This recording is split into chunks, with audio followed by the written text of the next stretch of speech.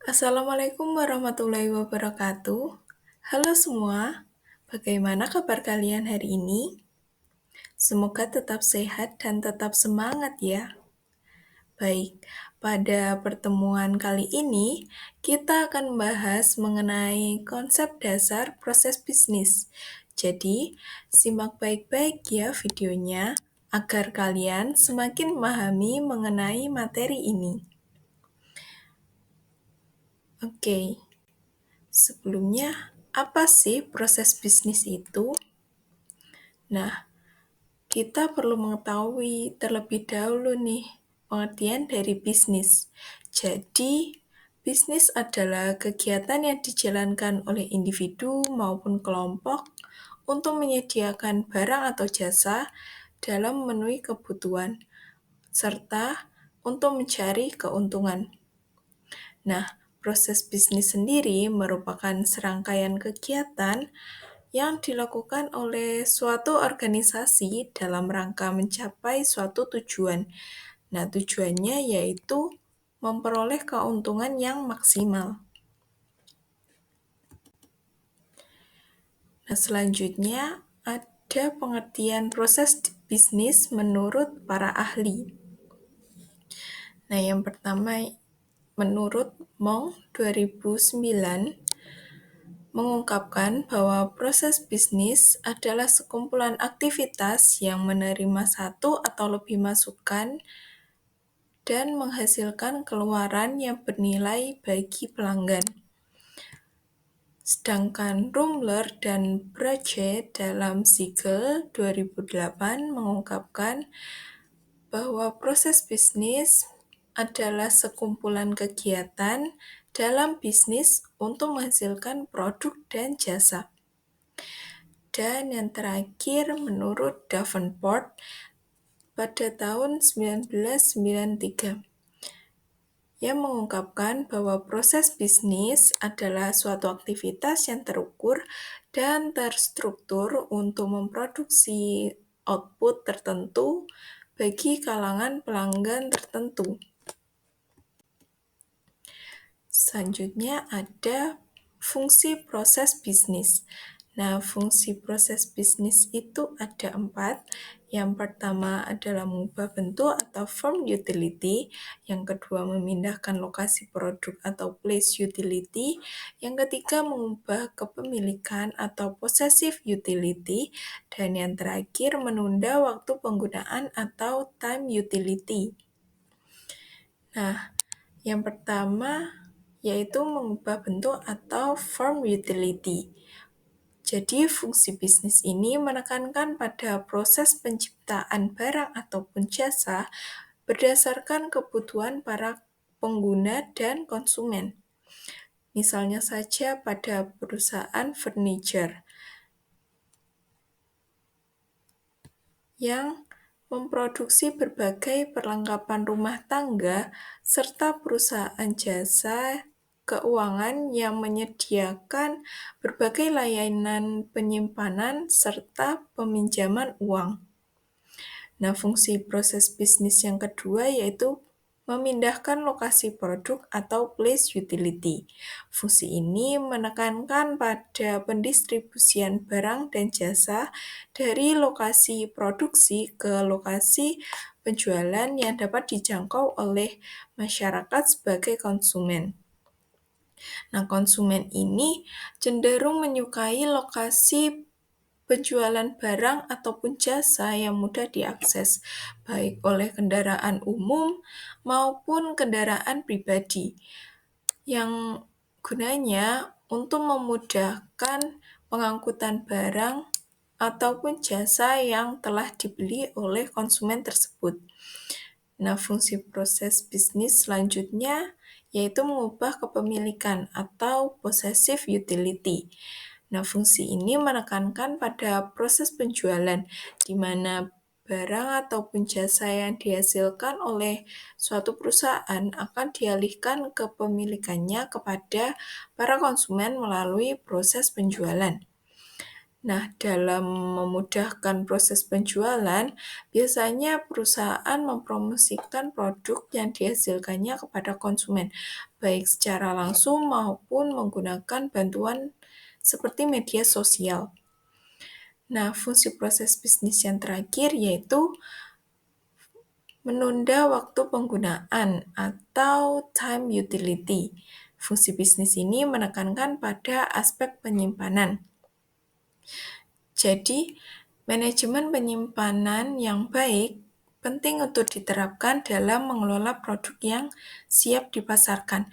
Misalnya saja, produk yang sudah mendekati masa kadaluarsa akan dipisahkan dari produk yang baru keluar dari proses produksi.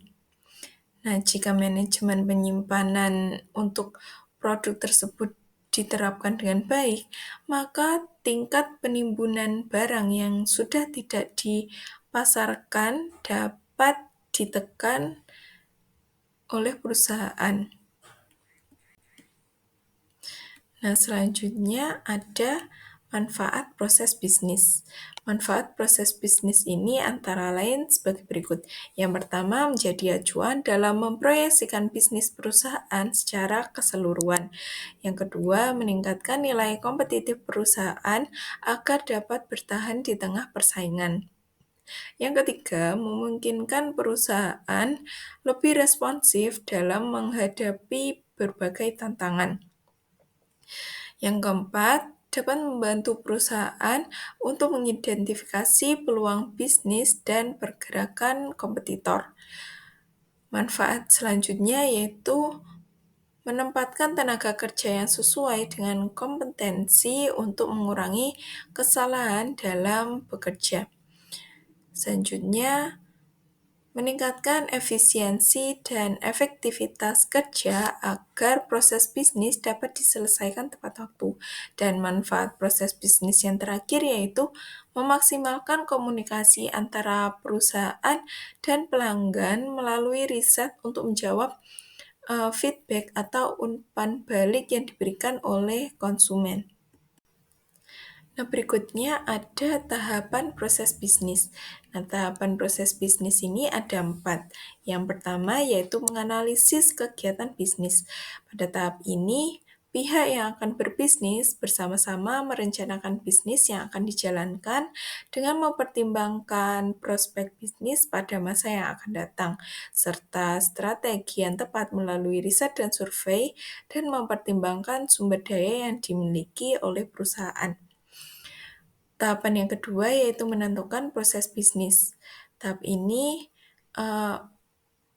seperti menentukan anggaran biaya usaha guna membeli bahan baku serta membuat produk. Tahap yang ketiga yaitu melaksanakan proses bisnis.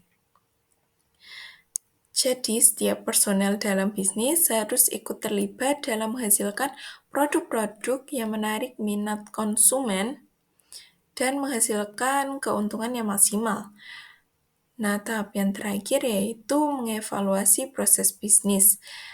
Setelah ketiga proses sebelumnya dilalui, maka para pihak yang terlibat dalam bisnis harus melakukan evaluasi guna mengetahui apakah proses bisnis yang dijalankan dengan sudah baik dan benar serta menghasilkan keuntungan yang diharapkan oleh perusahaan.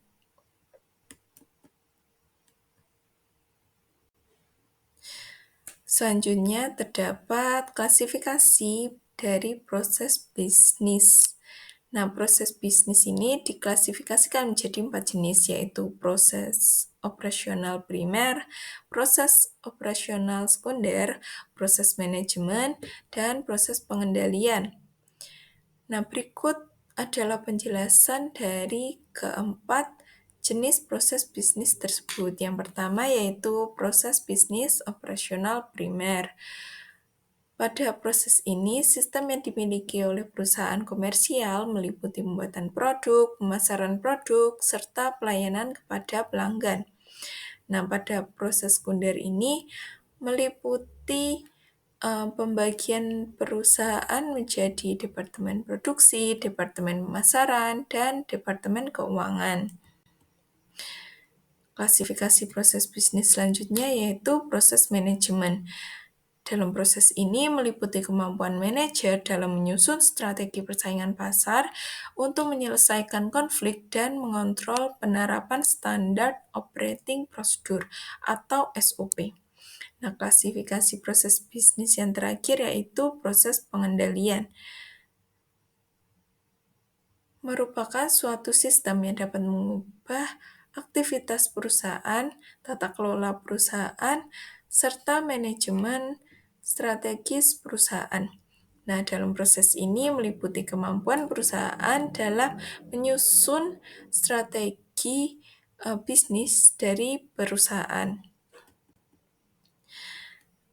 Nah, berikutnya ada dampak kegagalan dari proses bisnis.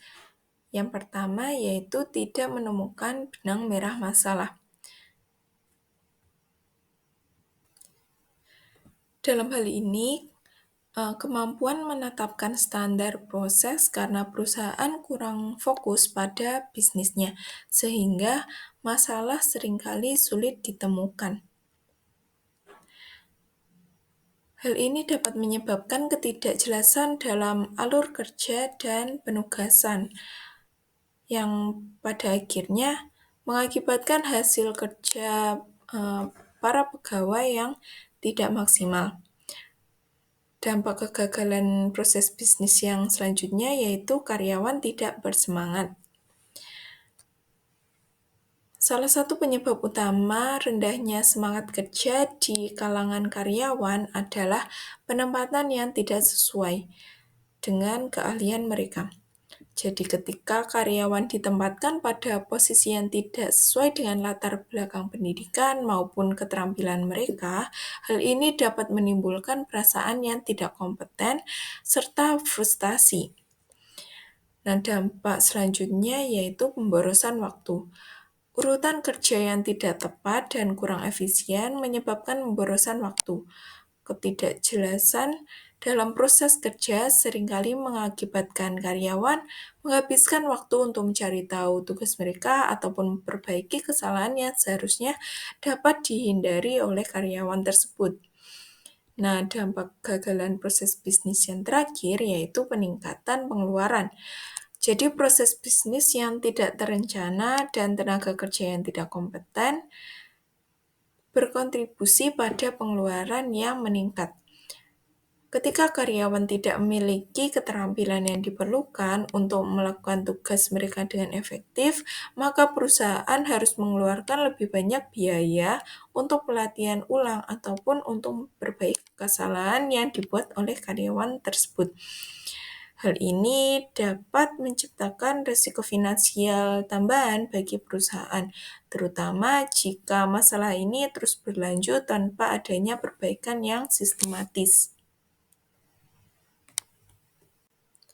Baik, itu saja materi yang kita bahas pada pertemuan kali ini. Terima kasih telah menyaksikan dan menyimak video pembelajaran ini. Semoga informasi yang telah disampaikan dapat bermanfaat dan dapat membantu kalian dalam memahami materi konsep dasar proses bisnis dengan lebih baik. Tetap semangat dan sampai jumpa di pertemuan selanjutnya ya. Have a nice day. Wassalamualaikum warahmatullahi wabarakatuh.